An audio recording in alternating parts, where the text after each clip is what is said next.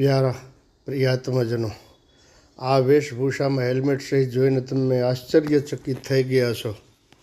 પરંતુ હું આજે તમને બધાને અષાઢી બીજ નજીક આવે છે એટલે આપણે પરબધામ, પરબ વાવડી, સત દેવીદાસ, અમર દેવીદાસ, જય ગિરનારી, જય માતાજી એમના દર્શન કરાવવા માટે લઈ જાઉં છું કે મેળાની પૂર્વ તૈયારી શું શું છે આપણે જોઈ શકીએ છીએ. વિશાળ પ્રાંગણ, બાગ બગીચો, એની અંદર આપ જોઈ શકો છો. આખો ડામર રોડ, જૂનાગઢથી લઈને પરબ સુધી તમને ક્યાંય રોદો ના આવે. પરબ પહોંચી ગયા પછી તમે મંદિરમાં પ્રવેશ કરો. હવે તમને બતાવું છું, આ તમે જુઓ, ચોખ્ખાઈ ઉપર પૂરેપૂરું ધ્યાન આપવામાં આવેલું છે, બરાબર. અને ખૂબ સુંદર સરસ મજાની વ્યવસ્થા છે. અને લગભગ આ મેળાની અંદર 20થી 25 લાખ પબ્લિક થશે ને એવો અંદાજ છે. જુઓ તમે, આ પાણીના અવેડા, મોટા મોટા કુંડાઓ ભરીને રાખ્યા છે. શા માટે? તાકે કોઈ પણ જમી અને થાળી આમાં ઉટકી શકે ને. આવા એક જ જગ્યાએ નથી હો, આવા 3 થી 4 જગ્યાએ 5 5 10 10 અવેડા કરવામાં આવ્યા છે.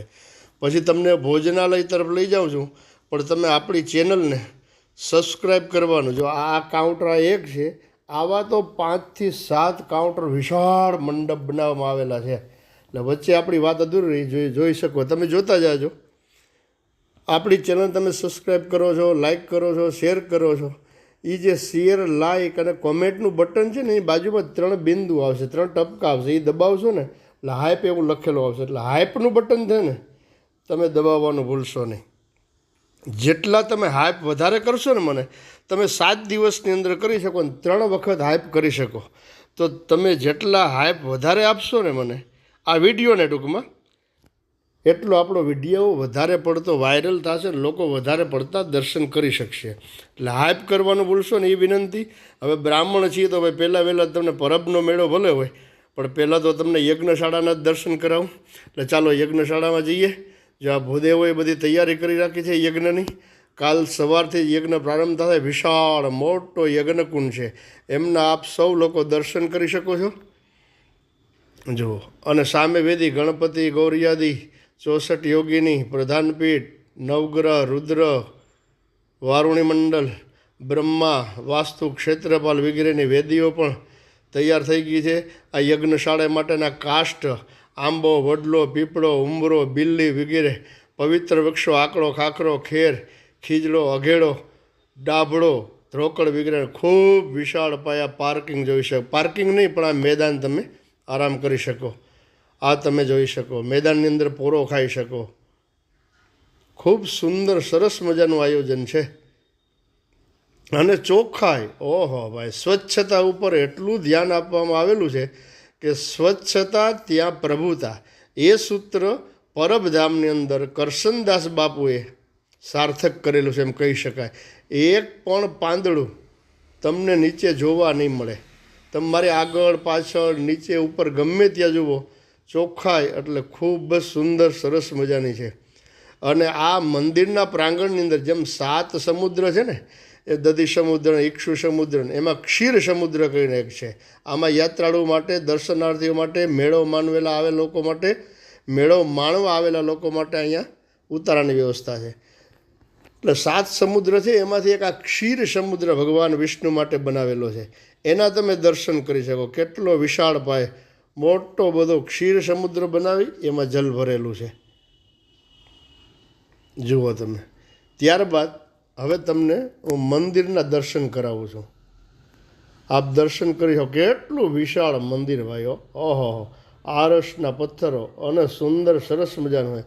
મંદિરની અંદર તો કેમેરો, પછી મોબાઈલ, ફોટો, વિડીયો વગેરેની મનાઈ છે. છતાં પણ આપણે પ્રાર્થના કરશું, બાપુશ્રીને વિનંતી કરીએ, આજ્ઞા આપે તો તમને હું અંદર લઈ જઈને દર્શન કરાવીશ. આવું સુંદર સરસ મજાનું પરબધામ, એમના અષાઢી બીજનો મેળો જોરદાર જામેલો છે ભાઈઓ. નહીં આવો તો તમે રહી જશો. માટે મેળામાં ખાસ પધારજો અને જબરજસ્ત મેળો જામવાનો છે આજ વખતે.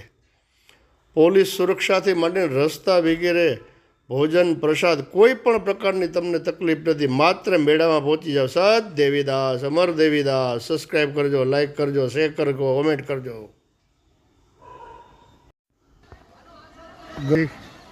મેળો માણવા માટે અત્યારથી ટ્રાફિક ભીડ થઈ ગઈ છે. ધીરે ધીરે માતાઓ બહેનો સેવા આપવા માટે આવી ગયા છે, તમે જોઈ શકો છો.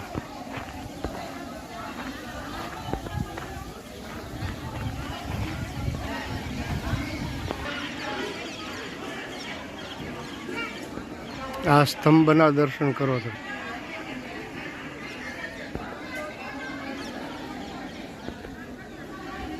ધર્મસ્તંભ કહેવાય આને.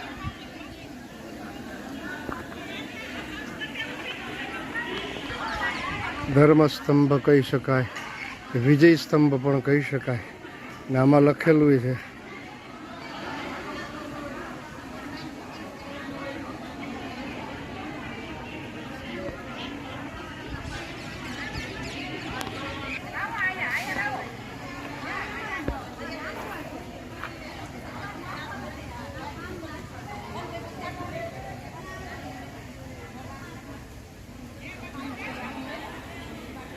અત્ર તત્ર સર્વત્ર, ચારે બાજુથી તમને મંદિરના દર્શન થશે જ. તમે દર્શન કરી શકો. જુઓ, આ બાજુ પણ મંદિર, દ્વાર તરફ જાઓ તો પણ મંદિર, પશ્ચિમ દ્વાર તરફ જાઓ તો પણ મંદિર, ભોજનાલય તરફ જાઓ, બગીચામાં જાઓ, બીજી કોઈ પણ જગ્યાએ જાઓ, મેદાને જાઓ, આ સ્તંભની બાજુમાં જાઓ તો પણ તમને મંદિર જ દર્શન થશે. ફૂલવાટિકા ખૂબ સુંદર છે ભાઈ, અદ્ભુત અદ્ભુત અદ્ભુત. અને બધા ગુલાબ તમે જોઈ શકો છો.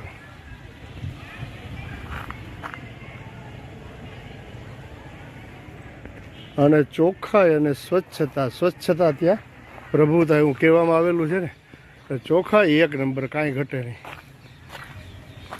મંદિરને ફરતી આખી ફૂલવાળી છે, તમે દર્શન કરી શકો. આ મંડપ છે એમાં માત્ર બૂટ ચપ્પલની વ્યવસ્થા કરવા, અહીંયા જમા કરવાના તમારે.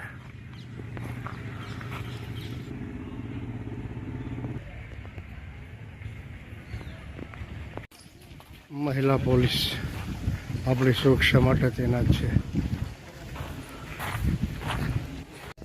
મંદિરના પટાંગણમાં ડાબા હાથ તરફ, મંદિરથી ડાબી તરફ આ હિંદવા પીર શાહ સેનાની મહારાજ છે.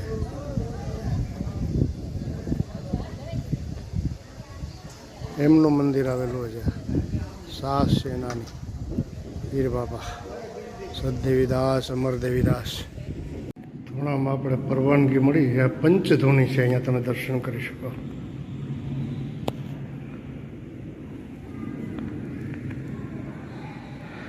પરવાનગી આપવામાં આવે કે ધૂણાનો તમે વિડીયો કરી શકો, એટલે આપણે કરીએ છીએ.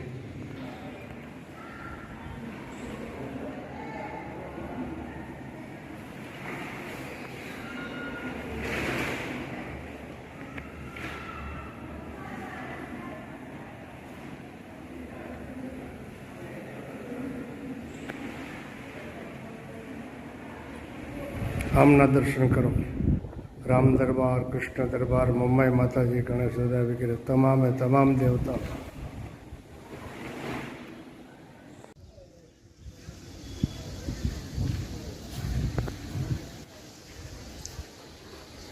એના મહંત શ્રીનું આસન કરશનદાસ બાપુનું અહીંયા બિરાજમાન થાય મેળા દરમિયાન.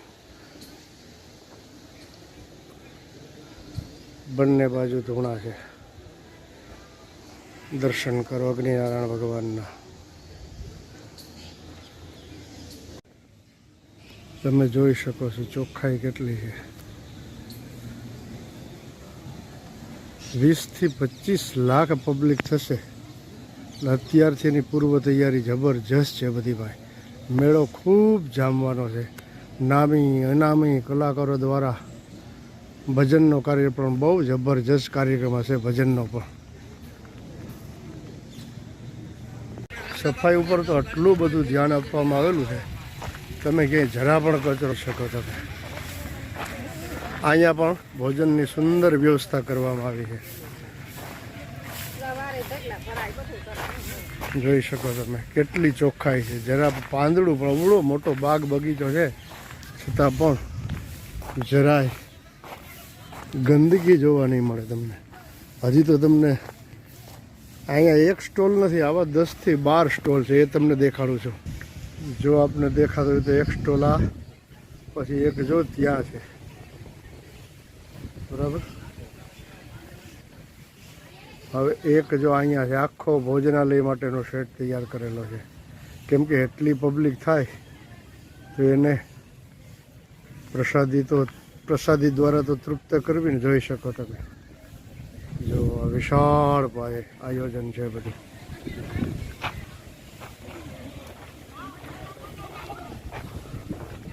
દર્શનાર્થીઓ ઘણા લોકો આવી પણ ગયા છે.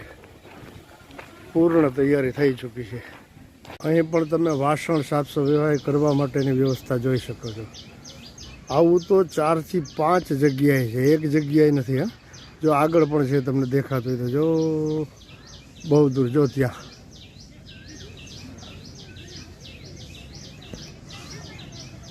આવું એક જગ્યાએ નહીં પણ 5 જગ્યાએ વાસણ સાફ સફાઈ કરવા માટેની વ્યવસ્થા કરવામાં આવી છે.